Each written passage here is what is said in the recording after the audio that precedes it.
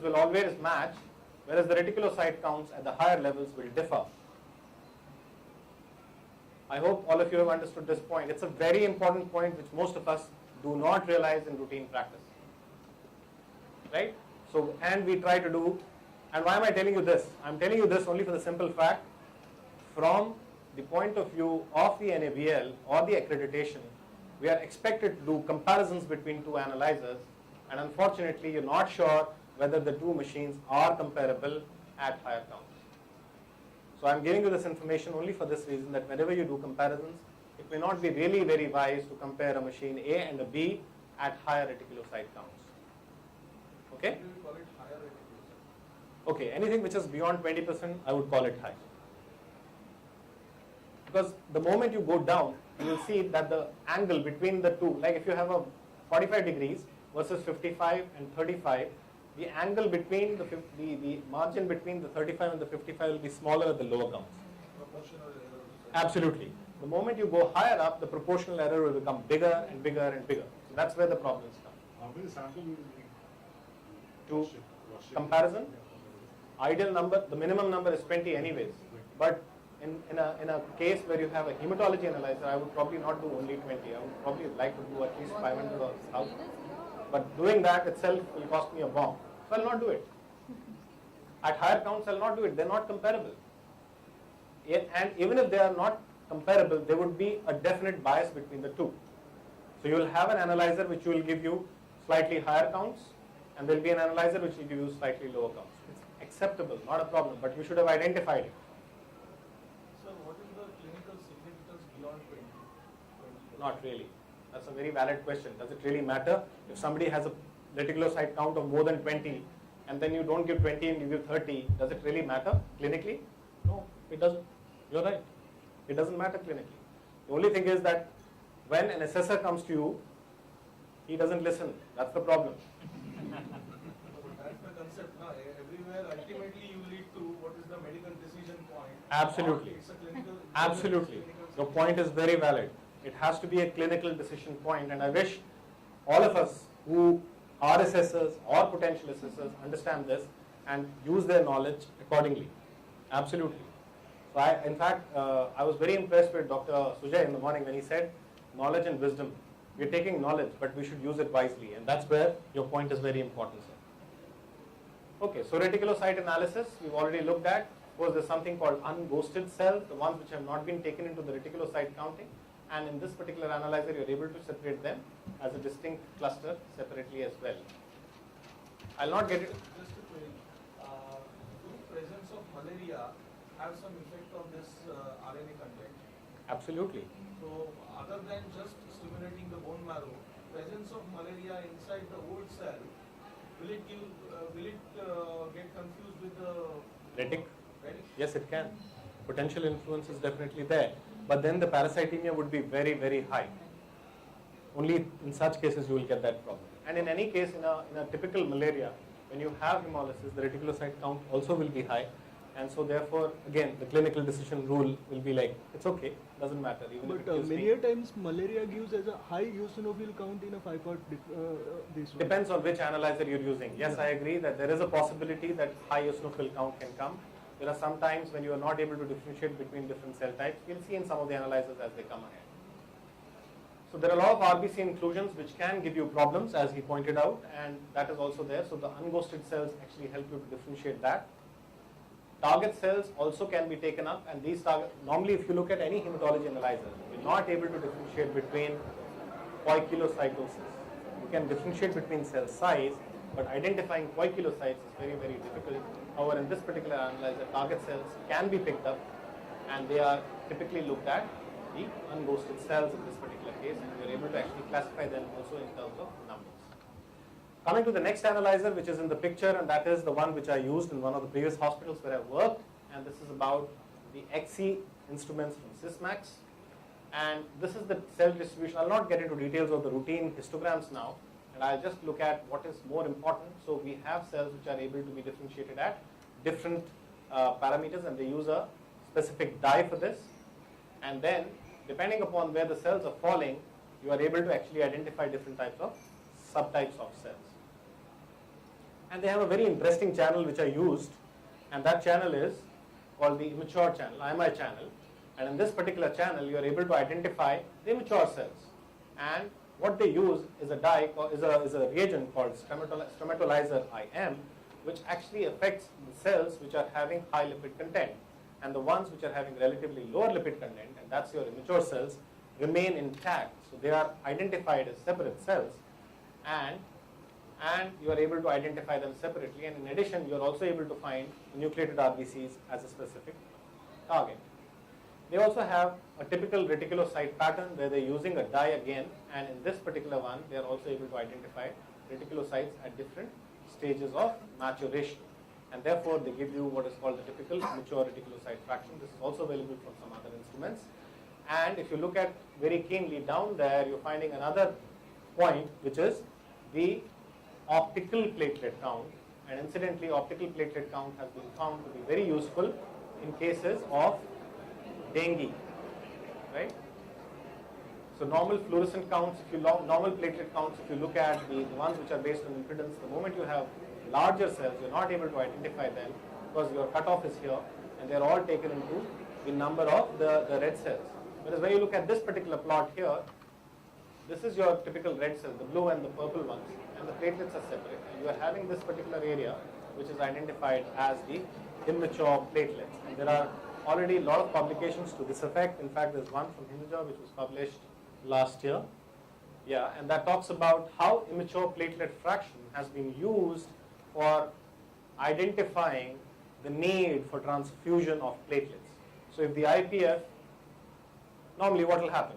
Whenever you will have a platelet count which is lowered because of the dengue, your IPF should go up, right? Because it's an immature platelet fraction, like a reticulocyte count, if your marrow is functioning. So the IPF keeps going up and up and up, and it gets stabilized. The moment it gets stabilized, you do not need to transfuse platelets any further, because after that, his own platelets are going to come back. And this was a very beautiful paper which already stands published in International Journal of Laboratory Hematology, 2013. Yes. Okay. So obviously from this analyzer also you are able to identify. So you'll be able to get your optical platelet counts. And if you notice, when you do a count which is on the impedance, which is the center, it was just 60,000. And look at the curve there, right? You're able to identify it 60,000. When an optical platelet count was done, it was 140. So the reportable platelet count is the one which is having this AND sign, and that's the count which is finally reported. And if you look at the peripheral blood and film in such case, you will be able to find a macro thrombocytes. So that's your immature platelet fraction, and it happens to be one of the most important tools which can be used for differentiating a person having marrow activity or not. And in fact, in some of the centers, it's also now used for patients who are undergoing a bone marrow transplantation to see whether the engraftment has taken place. So one of the earliest markers to be seen in a case where the platelets get engrafted. All right. A very interesting thing that we did when I was working in my previous place of work, that was looking at the hematopoietic progenitor cells. It happened to be a bone marrow transplant center, and the challenge was that we have to identify the presence of stem cells in the peripheral blood. Now, I'm not sure how many of you would be knowing this, but for doing a harvest of stem cells from any individual, we must have at least more than 20 stem cells per microliter to get a good harvest, right? So if you do not have more than 20 stem cells per microliter in the blood, the harvest is not going to be very good, and we will not be able to get a good stem cell dose. And the ideal stem cell dose for transplants would be more than 3, right? More than 3 per kilo body weight. So we need to give GCSF to potential donors, or even in an autologous transplant, give a GCSF, stimulate the stem cells to come into the peripheral blood, identify and enumerate the stem cells in the peripheral blood on a daily basis from day 3 onwards, 3, 4, and 5. Whenever you get the peak, do the harvest, right? The problem was, when you do a stem cell assay, it costs about 2,500 rupees every day, right? So compared to that, if you would if there would be something that you could do which would cost lesser, it would definitely reduce the burden, and also if there was something that could be done faster. So here was a system where we could just take a sample, run it into the machine, and pop in 1 minute you will be able to get what is called the hematopoietic progenitor cell number. So we did this small little study. The numbers were not too many. We did it on day 0, 1, 2, 3, 4, 5, and sometimes even 6. And we looked at the pre-harvest HPC counts. We looked at the pre-harvest CD34 counts. And we also looked at the post-harvest HPC and 34 counts. So all were done. And subsequently, these were the different types of patients that were there in the study. The total number, I'm getting that. Anyway, this was the number of patients that we used. And when we would run the sample, we would be able to get the HPC per percentage as well as the cells per microliter. And we would also look at it from the mononuclear cell count, which would be on a smear. You can see large number of platelets also there. And this would be the plot which would come about. Sorry.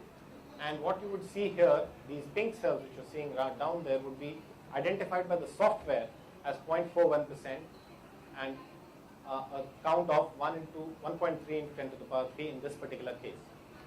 So what we realized is whatever were the counts here, the value for the stem cell would be multiplied by 3 of this. So whatever value we got for this, multiply that by 3 and that will be your stem cell count. The problem is that the number of cases that had been taken in this was less than 50. So extrapolation of data on 50 cases would not be really an appropriate thing to do. However, it was a good guide, and I'm hopeful that my successors there have taken it forward. Looking at Advia, we did talk about something about it earlier. We're talking about primarily the importance of this instrument was that it would be a wonderful instrument because of the presence of the peroxidase channel, because it was using peroxidase. And we are so used to doing a myeloperoxidase stain on the smear to identify our MPO positive blasts. And this channel would be wonderful, and it would actually give us a lot of information. In one of my places of work where I was a postgraduate student, we had this instrument, and it was really wonderful at times where we could pick out the abnormal cells based on this. Incidentally, it happened to be in a malaria endemic area as well, and because there used to be a lot of malaria there, we were able to pick up on the peroxidase channel the malarial parasite also. So these are the different stuff which you can get from this particular analyzer. You use a dye which is the nucleic acid dye, oxazine 750, and you get the reticulocytes from there. You also get what is called the hemoglobin distribution grid. It's a useful screening tool, especially when you have having the HTW. You are usefully using it for MDS screening in such cases. Of course, I don't have much of information on this now because I have used it almost about 12 years back. So what is the present scenario today? If we look at different analyzers which are there available in the market, I have not talked about every analyzer which is there in the market, but some of the common analyzers which are used. The importance is that we have the numerical data which is coming from there, and most of the times it's accurate and precise. Therefore, it helps you to reduce your peripheral blood film review. It's very important to remember, if you just look at it qualitatively, it will be very poor in interpretation. So therefore, you must look at it from the graphical data point of view, from the values that you get from there, and then finally ensure that a hematopathologist is able to validate it. So the importance, what I would like to emphasize on is that we need to have interpretation of automated data, and more of us, rather than just looking at the numerical values which are coming out from the analyzer and churning out a report, it is better that we get into the machine, look at what is being churned out from there, and maybe correlate it with what we are actually seeing on the blood film, which will make a better decision making for all of us. So remember, you can automate instruments, and you must make sure that you cannot recognize every abnormality. There will be some abnormalities which you will still lose out. So therefore, looking at a smear at times may be important. But machine, by virtue of its flagging, actually alerts you for various types of issues which can come out from a hematology specimen. These are the various analyzers which are available in the market. There are many more. I have not enumerated every one. There are some of them, and some of them, the red thing that you're seeing is some interesting thing which is within them, some unique thing within them which is actually giving you some degree of information which is useful. With that, I thank you all of you for your kind attention. If there are any questions, I'll be happy to answer them.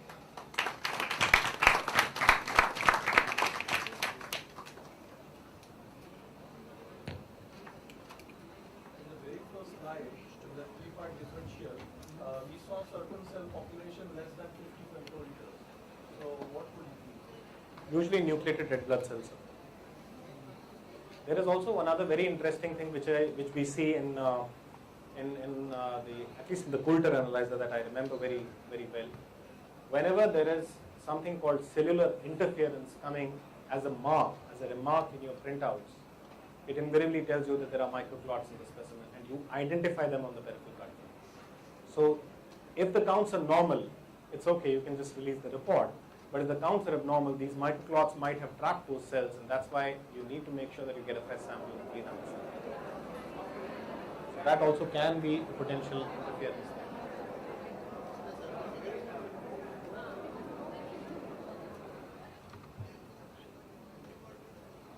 That's it. Thank you very much.